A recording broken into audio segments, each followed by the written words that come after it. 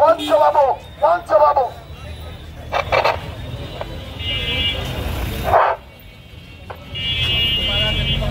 সংগ্রামী সাথী এবং বন্ধুরা আমার, আজকে ঝিনাইদহ জেলা দোকান মালিক সমিতি, চেম্বার অফ কমার্স, পরিবেশক সমিতি কর্তৃক আয়োজিত মানববন্ধন কর্মসূচি।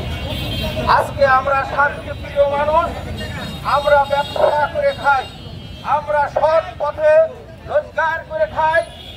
আজকে আমাদের নেতা দোকান মালিক সমিতির সম্মানিত সভাপতি, চেম্বার অফ কমার্সের নির্বাচিত সংগ্রামী সভাপতি এবং ঝিনাইদহ জেলার যে পরিবেশক সমিতি, সেই পরিবেশক সমিতির প্রধান উপদেষ্টা, ঝিনাইদহ জেলা আওয়ামী লীগের বিপ্লবী সাধারণ সম্পাদক, ঝিনাইদহ জেলার মাটি এবং মানুষের কৃতি সন্তান, এবং যে করোনা, সেই করোনার মধ্যে তিনি তার জীবনকে বাজি রেখে এই ঝিনাইদহের মানুষের সেবা করার চেষ্টা করেছেন।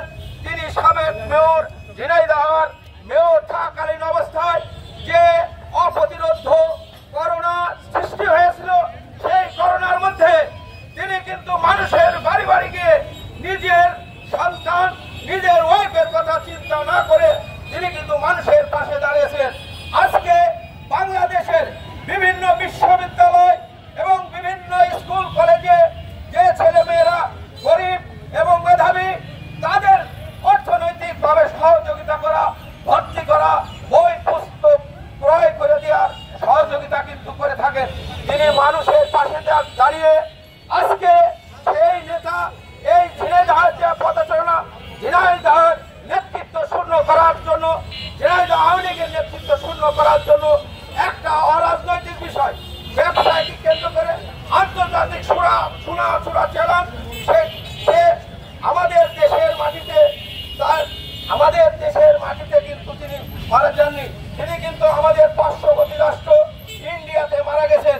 তখন কিন্তু জনাব সাইদুল করিম মিন্টু, রানা হামিদের নির্বাচন, হরিণাকুণ্ড সেই নির্বাচনে কার্যক্রমে ব্যস্ত, এবং ঝিনাইদহের যে নির্বাচন হয়েছিল যে মাছুক এবং রানা হামিদের নির্বাচন নিয়ে তিনি কিন্তু ব্যস্ত ছিলেন।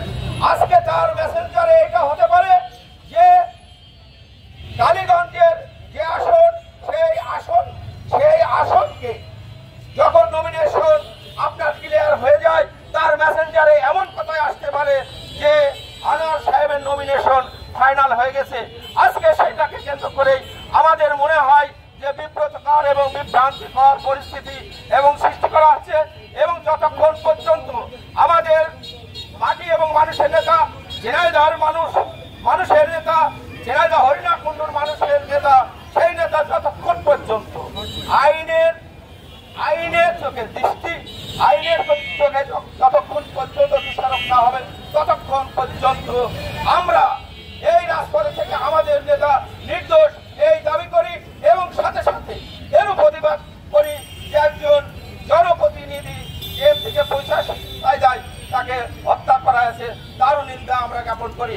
আমরা অবিলম্বে আমাদের নেতাকে নিঃস্বার্থে মুক্তি চাই, এবং তার সামাজিক মর্যাদা এবং রাজনৈতিক মর্যাদা আমরা এই রাজপথে থেকেই, আমরা এই ব্যবসায়িক সমাজ, আমরা তার আবার পুনরুদ্ধার করব। সকলকে ধন্যবাদ জানিয়ে আমি আমার বক্তব্য শেষ করছি। জয় বাংলা। যে নির্বাচন হয়েছে, সেই নির্বাচনে বিপুল ভোটে ওনার প্যানেল বিজয়ী হয়েছে। এটা এমনি হয়নি, ঝিনাইদহ মানুষের ভালোবাসার কারণে যারা সাইদুল করিম মিন্টু ঝিনাইদহ চেম্বারের নির্বাচিত সভাপতি। সাইদুল করিম মিন্টু সারাটি বছর জনগণের জন্য কাজ করে, মানুষের জন্য কাজ করে।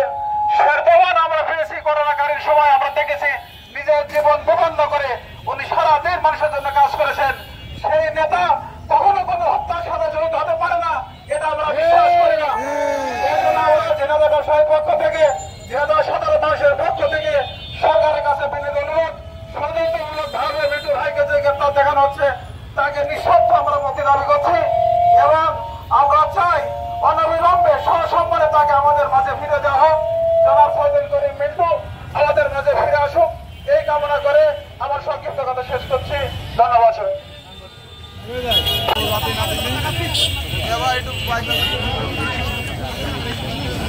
Oh my God.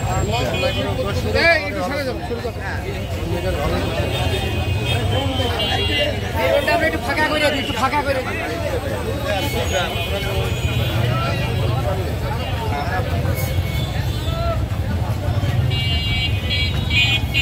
রোডটা ফাঁকা করে দেওয়ার পরে কি করলে ভালো? এক লাইনে ডাবল লাইনে দিয়ে একটু ফাঁকা ফাঁকা হয়ে দাঁড়াও, একটু ফাঁকা ফাঁকা গ্যাপটা পূরণ করেন। একটু ফাঁকা ফাঁকা হয়ে দাঁড়ান।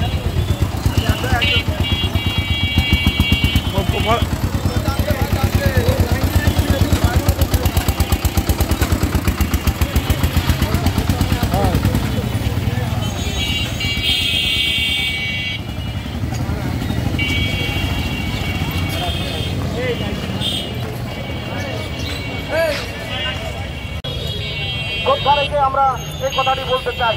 সংগ্রামী সাথী ও বন্ধুগণ, এ পর্যায়ে আপনাদের মাঝে বক্তব্য রাখবেন ঝিনাইদহ জেলা